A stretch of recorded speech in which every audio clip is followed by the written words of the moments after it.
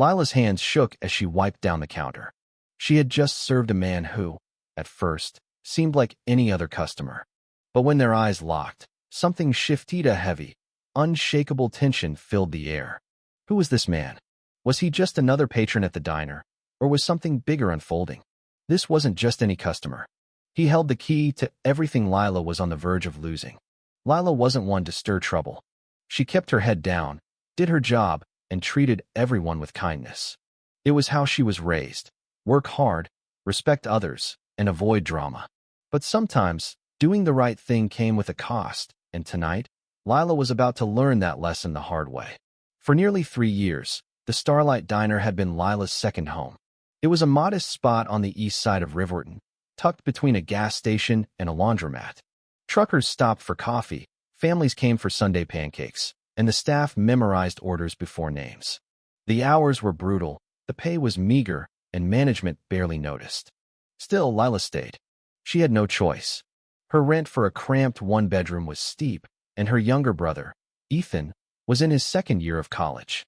He didn't know she quietly paid for his textbooks and groceries when their mom couldn't. Lila never mentioned it, just sent what she could. That's why she took double shifts, dealt with rude customers, and worked alongside colleagues who saw her kindness as weakness. The diner had a darker side, too. Lila saw it daily.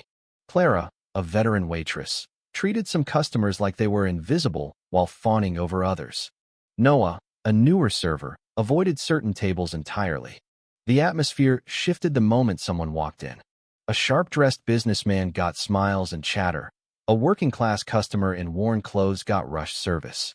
If someone looked like a bad tipper, some staff didn't bother trying.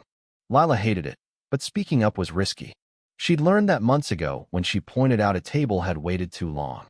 Clara, scrolling on her phone, snapped, "You don't get paid to play hero, Lila." Since then, Lila stayed quiet until tonight. It was a slow Wednesday. The dinner rush had faded, and Lila was refilling salt shakers when the bell above the door chimed. An older man walked in, his clothes neat, but worn a simple jacket and khakis. He carried himself with quiet confidence, but Lila noticed a slight hesitation as he scanned the room. She recognized that look, the wariness of someone expecting a cold welcome. And, predictably, the reaction was instant. Clara, glued to her phone, didn't look up. Noah, joking with another server, froze mid-sentence. The diner's energy shifted, and Lila felt it like a weight on her chest. Something was about to happen, something big. After tonight, her life would never be the same.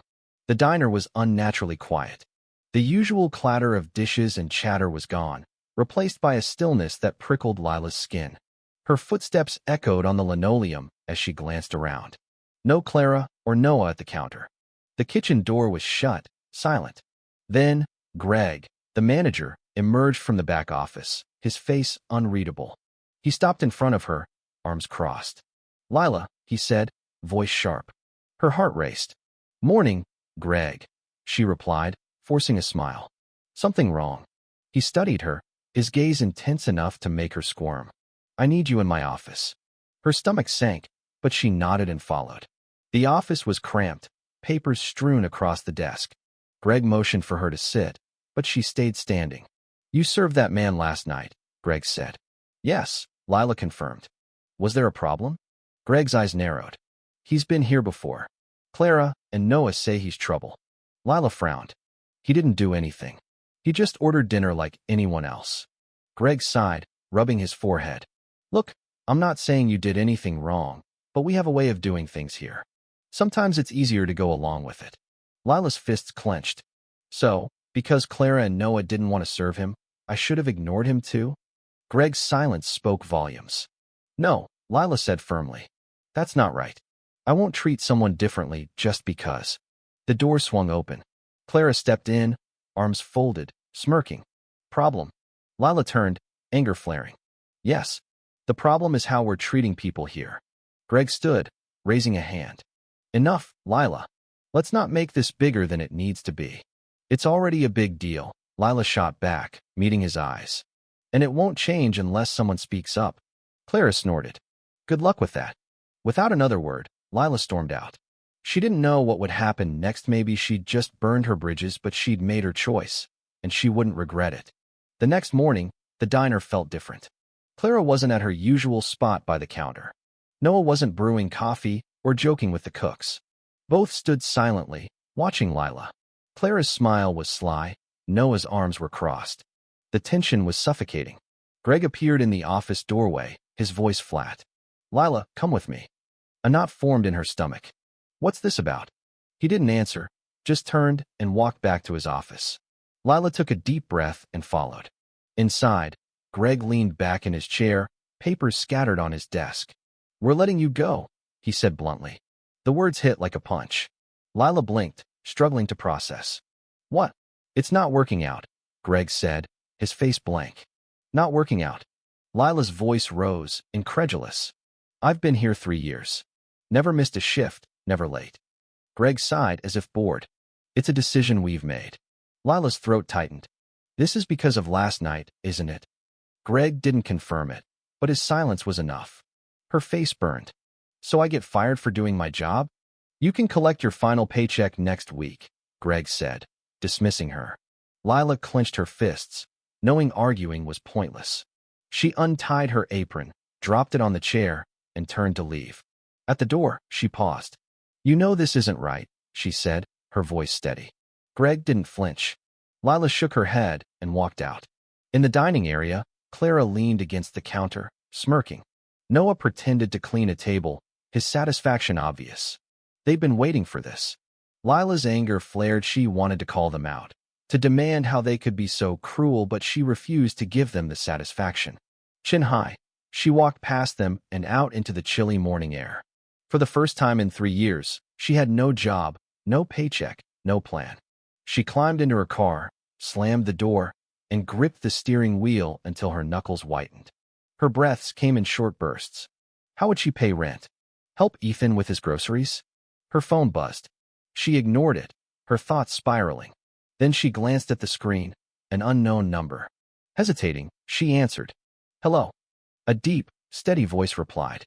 "Lila, this is James Whitaker." Lila frowned. "I'm sorry, who?" "The man you served last night at Starlight Diner." Her breath caught. "Oh, yes, sir. How can I help you?" There was a pause. "I heard what happened." Lila's stomach twisted. Of course he had news traveled fast. "You're serious?" she asked, voice barely a whisper. "Dead serious," James confirmed. "I wouldn't make this offer lightly. You've shown more integrity in 3 years than some show in a lifetime. That's what I need in a manager." Her mind raced. Could she step into this role? Run a place that had just tried to crush her? The weight of the offer pressed down, but so did a spark of defiance, a flicker of hope. "You're offering me a chance to fix what's broken," Lila said slowly. James's voice softened. "I'm offering you a chance to make it your own." The words were a lifeline. Her pulse pounded, but beneath the nerves, determination grew. She'd spent 3 years keeping her head down. Maybe it was time to stand tall. "I'll do it," she said, her voice steadier than she felt. "But on one condition." "Name it," James said. "I want full authority to run things my way. No interference." James chuckled. "That's exactly what I hoped you'd say." Lila exhaled, the weight of the past hours lifting slightly. She didn't know what lay ahead, but for the first time in years, she was ready to find out. "Welcome back, manager," James said warmly. Starlight Diner wasn't just a job. Anna Maria, it was her chance to start over. Lila sat in her car, staring at her phone. The man who'd fired her was gone, replaced by an opportunity she hadn't seen coming. "What do you say?" James's voice was calm but firm. Lila hesitated, hearing Clara's mocking tone, Noah's smug silence, Greg's dismissal. They'd counted her out, thought they'd won. But now she had a chance to be the change they never expected. "I'll do it," she said, gripping the phone tightly. "Good," James replied. "Come in tomorrow morning. You start at 8. Lila nodded, though he couldn't see her. "I'll be there." She hung up, sitting in stunned silence. Yesterday, she'd left Starlight Diner with nothing. Tomorrow, she'd walk back in as the boss, and she wasn't going to play nice. The morning air stung as Lila stood outside Starlight Diner, gripping her bag. Yesterday, she'd left with no job, no respect. Today, she was stepping back in with power. She inhaled deeply, squared her shoulders, and pushed open the door. The familiar scent of coffee and bacon greeted her. Customers filled booths, forks clinking, a radio humming softly. No one noticed her at first. Then Clara turned from the counter, froze, and narrowed her eyes. Noah, laughing with a busboy, stopped mid-sentence, confusion crossing his face. The moment was perfect. Lila let the silence linger, watching them squirm, then walked to the counter and set her bag down. Clara recovered first, scoffing. "What the hell are you doing here?" Lila tilted her head. "You'll find out soon enough." Clara's smirk faltered. Before she could respond, the back door swung open. Greg stepped out, flipping through papers, irritation on his face. "Clara, I need you to," he stopped, seeing Lila. His body stiffened, eyes darting to Clara and Noah. "Lila," he said slowly, "you don't work here anymore." Lila smiled coldly. "Actually, I do." Another voice cut in. "I believe I can clarify." Every head turned. James Whitaker walked in, calm and composed, hands in his coat pockets. He scanned the room, landing on Greg. Clara's face paled. Noah looked like he wanted to disappear. Greg opened his mouth, but James spoke first, his voice steady but commanding. "As of this morning, Starlight Diner has new management. Effective immediately, Greg, your position is terminated." Clara gasped. Noah looked stunned. Greg's face turned red. "Wait a damn minute." James cut him off. "I've heard enough from you." Greg's mouth snapped shut. Lila almost felt bad almost. James turned to the staff. "Some of you may be wondering what's going on. Let me make it clear. Last night, I visited this diner as a regular customer. What I saw was unacceptable." He let the words sink in. Nobody spoke. "This woman," he gestured to Lila, "was the only one who treated me with respect. The only one who did her job right." His eyes swept the room, hardening. "Some of you ignored me. Others made it clear you didn't want to serve certain customers. That ends today." Silence settled over the diner. Every gaze followed James as he turned to Lila. "Lila is your new manager." Clara's jaw dropped. Noah's clenched so tightly it looked painful. A busboy near the kitchen seemed ready to cheer. Lila allowed herself a small smile, turning to Clara and Noah. "Well," she said lightly, "this is awkward." Clara's face twisted with fury. "You can't be serious," she said to James. "I'm very serious," James replied smoothly. "Don't like it? You're free to leave." Clara's nostrils flared, but she stayed silent. She wasn't foolish enough to quit. Noah, however, muttered, "This is bull." "You're welcome to quit too," James said. Noah froze, shooting daggers at Lila. She only smiled. "Looks like we've got some adjusting to do," she said, her tone firm. "So let's get to work." Clara stormed to the coffee machine, muttering. Noah grabbed a rag, wiping a table with tense, angry motions. James gave Lila a knowing nod. "I have a feeling you'll do just fine." Lila exhaled, watching the diner settle into its new reality, one where she was in charge. For the first time in 3 years, she felt respect. The next few weeks were tough, as expected. Resistance was immediate. Clara barely spoke, her smugness replaced by silence. Noah sulked through shifts, clearly stuck without better options. Staff who'd thrived on favoritism either adapted or left. Some quit on the spot when it became clear the old rules where certain customers got better service were gone. Lila didn't care. She wasn't here to make friends. She was here to make things right. Her first days as manager were spent observing who worked hard, who resisted, who needed guidance. Slowly, the diner began to change. Customers noticed the difference: fair service, no matter who they were. The air felt lighter, the staff more focused. Lila stood behind the counter one morning, watching the bustle. A trucker thanked her for quick service. A family laughed over pancakes. For the first time, Starlight Diner felt like more than a job, it felt like hers.